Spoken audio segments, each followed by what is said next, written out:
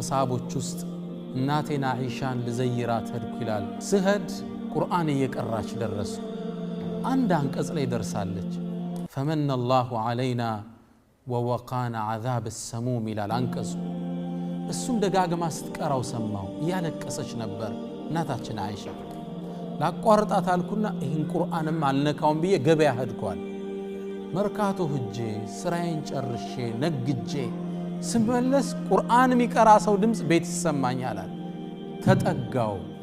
ስትጠጋ ቁርአን የምትቀራው እናታችን አይሻ ነች አለ ረዲየላሁ ዐንሃ። የሚገርመው ይሄውን አንቀጽ እየመላለሰችው ነበር ይላል።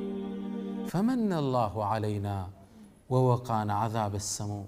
የጀነት ሰዎች የሚሉት ቃል ነው።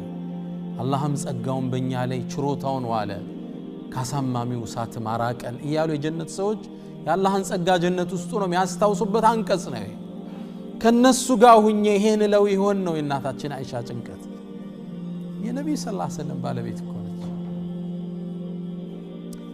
እና ወዳጆቼ ትልቁ ትኩረት ሐቂቃ ውስጥ ተረስቷል።